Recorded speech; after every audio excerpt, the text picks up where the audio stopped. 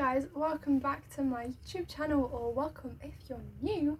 I'm Alice, and that was really jazzy. That's not normally how I do my intro, but I'm Alice, and in today's video we're going to be doing my top 5 tips for school, for British secondary school. I've got a tip for every year, so I've got one tip for year 7, one for year 8, one for year 9, one for year 10, one for year 11. Haven't got any for 6th form because I've not done 6th form, can't give you any advice on 6th form, so any advice I give you about 6th form would probably be as useful as a chocolate teapot, so we're not going to go down that route. However, this should be cool. So a brief into my education. Year 7 I was bullied, year 8 I was bullied. Had to choose my options in year 8 for GCSEs. I did German, history, dance, drama, PE. Didn't choose PE. Yeah, I think, is that all my options? Yeah. My school made you do PE, so we didn't get a choice to do PE, we had to do tech sport. So year 8 we chose our options.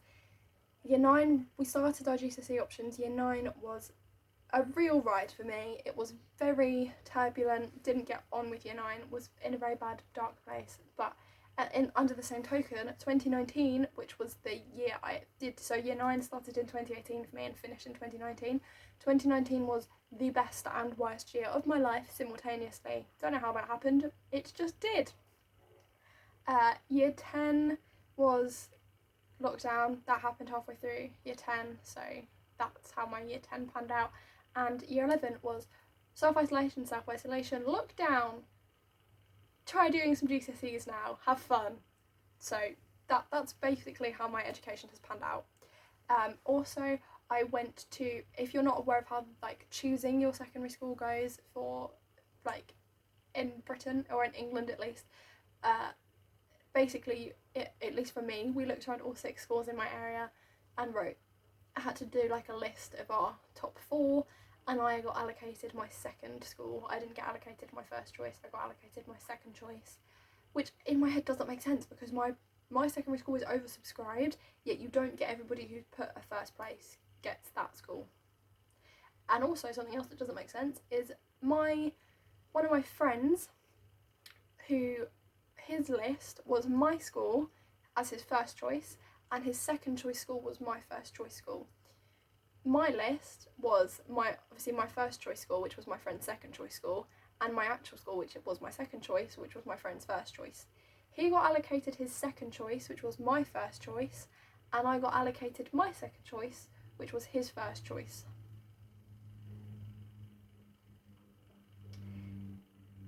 I don't understand those rules. Also, at my secondary school, I don't think I've met anybody and asked them, or who's told me that the school we're at was their second choice or wasn't their first choice, unless they've moved since. I'm not including them. Anybody else who's been since year 7, I don't know how many people in my year group our school wasn't their first choice, so I don't know how the numbers work on that sense. But I do know that they only have a certain amount of first places and second places, but I don't understand why it works like that. It just does. So let's just get into it. So my tip for year 7 is not to worry too much about your grades and your what you're actually doing in your lessons. Obviously get the work done, behave in your lessons, do everything you need to do all your homework, do everything to the best of your ability, but do not run yourself into the ground doing your work, and don't spend all your time doing your work. You need to spend year 7 trying to make friends, because the more friends you make, the more likely it is that you'll have the same amount of friends. Not the same amount of friends, but at least some friends that will stay with you from year 7 to year 11, because you're going to have fallings out. So the easier you find ways to make friends, the easier you're going to find that all the way throughout your secondary school life. So join any clubs your school has. Use the facilities that your school has. My school has a gym we can use after school for an hour. Use the gym if you've got something like that. Use the computers. Go to the library. Obviously don't just join the choir because that's an available club if you don't enjoy singing. Similarly, don't join a rounders club because that's a club if you don't enjoy rounders. Join clubs you enjoy. So if you enjoy singing, join a choir. If you don't enjoy singing but you enjoy art, find an art club. Find similar things. And even if you can't find any clubs you like, but you like reading, just go to the library and there'll be other people in there, and talk to the people in the library. And also don't be afraid to make friends outside of your year group. So many of my closest friends are either in the year above me or the year below me because of the library. I spent so much of my time in my library. Didn't speak about this. I'm head librarian at my school. Like I pretty much run the school library. And it wouldn't have got to the point it's at now if it wasn't for me. And yes, nobody really visits the library, but it's a lovely place to be, and I like being there. But so many of my friends I've made because of the library or because of clubs I've done. But then we're all like-minded and we're actually quite close because we just find things that we enjoy talking about together. And it can be quite nice to have friends that are older and younger than you, because the ones that are older than you have done the stuff you're about to do, so they can give you tips and tricks, and the ones that are younger than you can kind of take under your wing and be like, this is how I did it, so go for it. Obviously if you're in year 7 you can't make friends younger than you, but the more friends you can make older than you, you've got friends in high places, you'll be fine. I was quite lucky that my cousins went to my secondary school and were 3 years ahead of me. So last year they were in year 13 when I was in year 10. So when I joined in year 7 they were in year 10. Were they in year 10 when I was joining? They must have been. Yeah, when I was in year 7 they were in year 10, so I had somebody who could tell me where places were, who could tell me which teachers were mean, could tell me what I needed for school. So obviously not everybody's going to have a cousin or a sister or a brother or anybody like related to them, but you might have friends already that are older than you. But if you can make friends with people older than you, you've got friends in high places, you'll be fine. And you'll be fine even if you haven't, but making friends is key, and if you can make friends older than you, that's helpful, because also it makes it feel less scary, because you've gone from being the big fish in the small pond to a small fish in a big pond, and the year 11's team seem terrifying and scary, and I promise you we're not. We've just been there for ages and just fed up with everything. But if you make friends with us, then we'll talk to you. We quite like having friends younger than us because it makes us feel quite special. So my tip for year 8 is to bond with your teachers and take every opportunity that you can. This goes for everybody, but obviously if you're choosing your options in year 8, then the tip I'm going to give you for year 9 will apply to year 8. If you're not, then just do year 8. Obviously bond with your teachers throughout your entire secondary school, but the more you can bond with teachers at a younger age, the more like support you're gonna have, or easily available support you're gonna have when you need that support, because trust me, you will need that support. Year 7 and year 8 fly by, they're easy, they're fine, they're easy years. Year 9, year 10 and 11 are going to be hard, so the more more teacher friends, not that they're your friends, but the more relationship, the sturdier the relationship, the more rapport you've got with your teachers, the more support they're going to be able to give you, because not only are you going to feel more comfortable going to them and going, look, I feel terrible, please help, but not only is it going to be easier for you to go to them, but they're going to realise that you're acting out of character, and they're going to realise that you sitting at the back of the class really quiet isn't normal, or you sitting outside the classroom 5 minutes before the bell goes at the end of lunch reading a book isn't normal for you, and they're going to realise what's out of character and actually ask you if you're okay and talk to you and be able to provide you with the best support for you. And in terms of taking every opportunity, year 9 and year 10 and year 11 are going to get so busy, and in year 9 kind of take every opportunity as well, but in like year 9, year 10, 11 are going to get so busy that there are going to be less trips, there are going to be less opportunities, and there are a lot more opportunities for year 7 and year 8 than there are for year 9, 10 and 11, because there's just no time to put anything in. So if there are opportunities that you get given, like a club, like a trip, like anything, take it. Grasp it with both hands. Like year 8, what did I do? I don't think I signed up for anything particularly in year 8, but like year 9, I went on a trip to Paris, I went on a trip to Belgium. Year 8, I went to a zoo with the year 7s because they had more spaces, so they offered it out to some of the year 8s. I've done so much with my library, I've been on so many cool trips, because you just have to grab these things with 2 hands and be like, actually this is an experience I'm never going to get again, so yes, I will do that. Just grab experiences. Year 9, my tip is to understand your subjects, and I don't mean at face value, like obviously all the way throughout secondary, if you don't understand something, ask the question, but I more mean like in depth, like understand what you do with this subject going forwards, what this subject can do for you if you get it at GCSE, if you get it at A level. Understand what the differences are between Key Stage 4 of your subject and Key Stage 5 of your subject, because so many things, I'm going to take drama as an example, drama in year 7 and year 8, we started our GCSEs in year 9, so I can't, obviously mine's going to be different if you're starting your GCSEs in year 10, but the same kind of things apply. If your year 7 and 8 and potentially year 9 drama lessons are kind of just messing about, building confidence with your form group, or at least mine was with my form group, like it's not difficult and it's kind of messing about and having fun, and there isn't any pressure, and that lulls people into a false sense of security, because then when it came to choosing our GCSE options, so many people chose drama because they thought it'd be easy, or because they didn't know what else to choose, so they chose it as like this will be easy kind of thing, like a throwaway qualification basically, and it's not. Drama is difficult. I'm not trying to put you off of drama at all, or put you off of any subjects, because if you actually want to do it, you'll be fine and you'll manage it. But if you've chosen it because you thought it will be easy and you don't have a passion for it and you don't care, don't, because there's no point. Only choose subjects you're interested in and learn as much about the differences between Key Stage 4 and Key Stage 5 as you can, because in drama for Key Stage 5 there's so much more writing and so much more theory that goes into what you're actually doing practically. For dance, the same goes. For history, there's so much more writing. For German, I did German, but I could assume that it's the same for other foreign languages. For German, it's so much of a kind of, you have less time for games and less time for just pointless things, and it's more about actually getting you well-rounded. So if you were suddenly immersed into that culture, you could actually say some quite helpful things.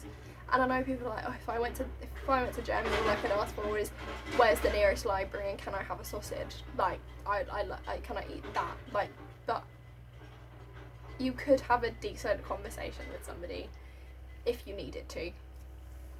So yeah. So don't just, obviously, it's about asking questions of your teachers, what kind of things you'd be expected to do and how different it is and what the jump is. Year 10, get yourself into the habit of doing work the day it's set. And the earlier you can do this, the quicker it's going to be. But obviously, like in year 7, 8 and 9, if you don't manage to get your maths homework done on the Tuesday, it will say, it doesn't matter, you've got like a week. But in year 10 and year 11, you're going to get set so much more homework that it's taking such a long time, and you're expected to do your own revision on top of that. And not only are you expected to do it, like they're not going to tell you if you haven't revised, you're just not going to get the results that you need if you haven't revised. So it's yourself you're letting down if you haven't done the revision. But in year 10 and year 11, if you get set homework on a Tuesday, the best thing you can do is do that homework on a Tuesday, because then you've got the rest of the week to do any other homework that gets set, and the rest of the time to make flashcards, to make mind maps, to do some Seneca learning, to watch GCSE pods, to do your bedrock learning, to read a book, to, what else did I don't know what else I did to revise for anything, to do past papers, anything like that. And my one for year 11 is, well, I kind of have two for year 11, talk to your teachers and tell them that you're overwhelmed, and tell them that this is scary, and tell them that you're getting scared in your exams, and tell them that you don't think you can do it, because yes, they'll tell you that you can, but it is actually quite helpful, and yes, they might drag you up to counselling every time you tell them, but again, it's quite helpful.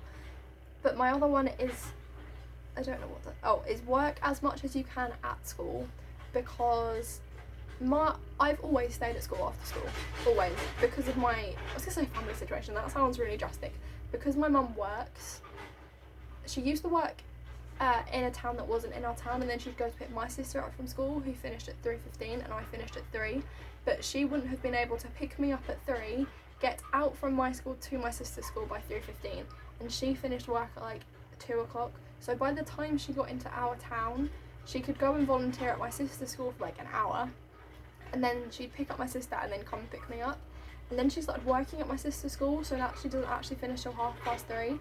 But it's quite nice because I got to stay after school, so I'd stay till like 3:30, 4 o'clock most days, and I'd do any homework I needed to do, I'd do any revision I needed to do, and I'd find jobs to do within the library, for an example. And so I'd got into that routine already, so then come year 11, when all of a sudden there's so much work to do, I was like, it's fine, I can do this, because I will sit after school for an hour till 4 o'clock at the computers, I'll do any homework I need to do, I'll get my bedrock lessons done, I will do I will do 2 bedrock lessons a day, meaning that I actually completely finish bedrock. I'm actually quite proud of myself. I finished bedrock. I realised that it was possible and I want to finish bedrock, so I did. I finished bedrock. It was great. And I'd do any homework I needed to do. I'd get any bedrock done, and then I'd revise, and then I'd read if I had more time, if I got bored or whatever. So then I'd come home, and then when it got to exam time, I'd spend all of my time at the computers revising. I'd then come home, revise a bit more if I had something else I wanted to do, or if there was something else I could do, I'd sit and do some more revision. And then I'd have tea, and then I wouldn't do anything else until the next day. So if you can, work as much as you can at school, because it makes it easier to have a clear division between work and home, because that's quite difficult to get that nice balance. But your home space is your home space, and especially because we've had to learn at home because of lockdowns and everything, my home space did start to feel like a workspace, and the only way I could change that was by getting out of my house as soon as I'd finished school. So I didn't want to have to bring work back home with me if I could do it all at school. So doing my work at school meant that I was more motivated, I got more done, it was quieter, there were less distractions, and that meant that I could come home and it would be nicer for me to just be at home. But also, don't overwork yourself. I can do a whole other video on tips for year 11, but year 11 is a balance of working, and it's a balance of how much work do you do. And I was told 2 hours a day, no work at the weekends, 2 hours a day. And that didn't feel like enough, but it must have been, because my teachers told me that was enough.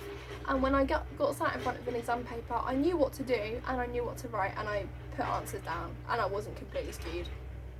So yes, they are my tips and tricks for secondary school. They're only my tips actually, I have completely other tricks.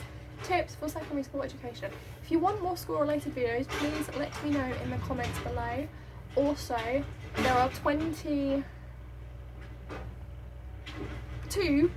days until results day for year 11s, for GCSEs. Terrifying. I'm absolutely terrified. However, I think I am going to film a GCSE results day video because I really enjoy watching them and I want to film one. However, I am going to have to put a massive disclaimer at the beginning and say that you can't compare. Before, when you did your actual exams, it would have been a lot easier to compare and be like, well actually, I really struggled in that exam, so that's fine, because we would have done the same exams. But we've done such different exams that I feel a bit iffy about filming this video, but I'm going to say, and I'm going to explain what I did to get those grades and how I got those grades. And I'm not just going to say, I got these numbers, because it's not good. So yeah, that's my plan. But yeah, just leave me any questions or any other like school related videos you want in the in the comments box. In the description box I will put my blog if you want to go check my blog out. And yeah, just give the video a thumbs up and subscribe and check my blog out and comment. Goodbye!